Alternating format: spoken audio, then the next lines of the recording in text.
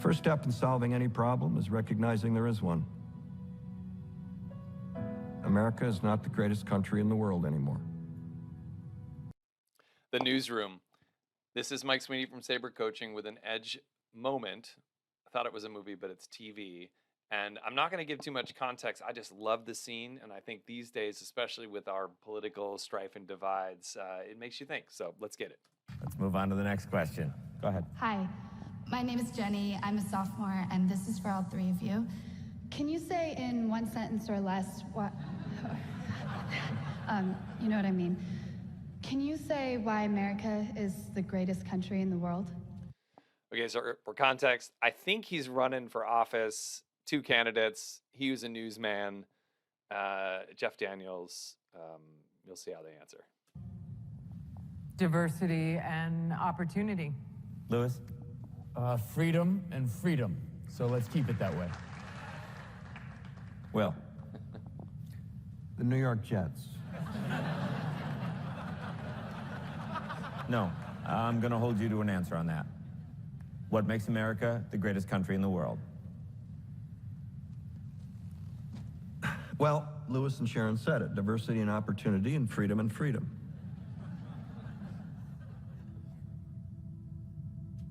Okay, so he's on stage. He's in front of all these people, and he's getting a little bit. I love how the sun highlights her in the back. He's getting some guidance from her, and he has to decide if he wants to cross the threshold. Let's see if he does. Awesome lighting. Never noticed that before. I'm not letting you go back to the airport without answering the question. Be brave. I don't even know their relationship, but that's... Oh. Well, our Constitution is a masterpiece. James Madison was a genius. The Declaration of Independence is, for me, the single greatest piece of American writing. You don't look satisfied. One's a set of laws and the other's a declaration of war. I want a human moment from you. What about the people? Why is America not the greatest country in the world, Professor? That's my answer. You're saying... Yes. I'm wondering how you all would answer this today. Let's talk about... Fine. Sharon, the NEA is a loser. Yeah, it accounts for a penny out of our paycheck, but he gets to hit you with it anytime he wants. It doesn't cost money. It costs votes. It costs airtime and column inches. You know why people don't like liberals? Because they lose. If liberals are so fucking smart, how come they lose so goddamn always? Hey. And with a straight face, you're going to tell students that America is so star-spangled awesome that we're the only ones in the world who have freedom? Canada has freedom. Japan has freedom. The UK, France, Italy, Germany, Spain, Australia, Belgium has freedom. So 207 sovereign states in the world, like 180 of them have freedom. All right. And yeah, you, sorority girl. Just in case you accidentally wander into a voting booth one day, there's some things you should know. And one of them is, there is absolutely no evidence to support the statement that we're the greatest country in the world. We're 7th in literacy, 27th in math, 22nd in science, 49th in life expectancy, 178th in infant mortality, 3rd in median household income, number 4 in labor force, and number 4 in exports. We lead the world in only 3 categories: number of incarcerated citizens per capita, number of adults who believe angels are real, and defense spending, where we spend more than the next 26 countries combined, 25 of whom are allies. Now, none of this is the fault of a 20-year-old college student, but you nonetheless are, without a doubt, a member of the worst generation ever. So when you ask what makes us the greatest country in the world, I don't know what the fuck you're talking about. Yosemite?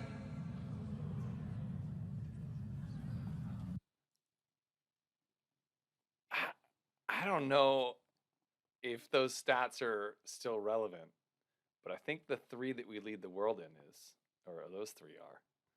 That is sobering. So can you imagine the courage it took? And I know it's a movie moment or a TV moment, but can you imagine the courage it would take to do that and speak truth to that audience? Nobody wants to hear it.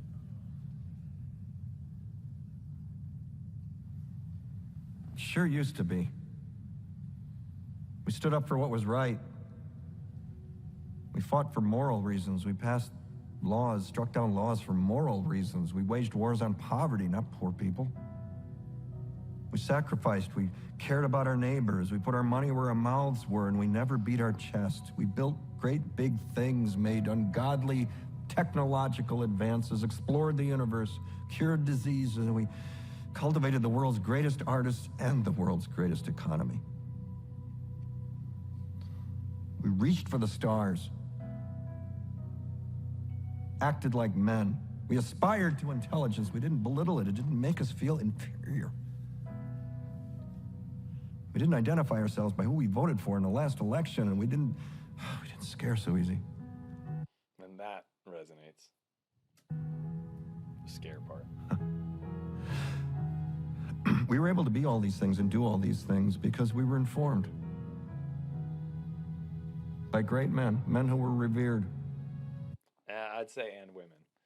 And I don't know if YouTube is making us more informed. I think it depends on what you listen to. So I feel that values conflict. And I think given where we are today politically, that idea that there's such a divide that people can't really connect and look at the data and talk about it in the middle, he's shining a spotlight on something that probably is still present. First step in solving any problem is recognizing there is one. America is not the greatest country in the world anymore. Put that at the front of the video. Enough? Oh my God, here we go. That's when I think the algorithm is listening to what's playing. So Edge Moment is for Jeff Daniels' character. I don't know this really well, but it keeps showing up in my feed, so I figured I'd use this one for inspiration. So it's the first non-movie. It's a TV series, but I thought it was a movie. Edge Moment for him is he has the opportunity, he's asked a deep question, and he has the data, and he chooses to say the real thing. I'm sure there were consequences. I can imagine if somebody said something like that on the political stage nowadays, it would be crazy, and probably death to that person's career. But the idea that you can say the fact-based answer, you can say the real thing sometimes, and I think he's doing it in a way to inform, to educate. And I think sometimes when we face our own edge moments, we lack the courage to say the tactful next thing. So obviously he made used some colorful language in there, but the concept of being willing to speak truth to power or truth to the masses is inspirational. So in the catalog of edge moments, there's usually some sort of choice that's based on values. There's risk.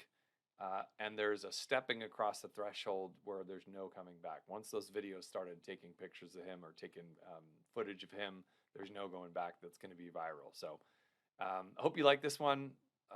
Keeps popping up in my feed, so I figured I'd watch it for you. If you've got other edge moments, especially in things I haven't seen, definitely let me know. Like, comment, subscribe. And I hope this one was educational, and I hope you have a good one.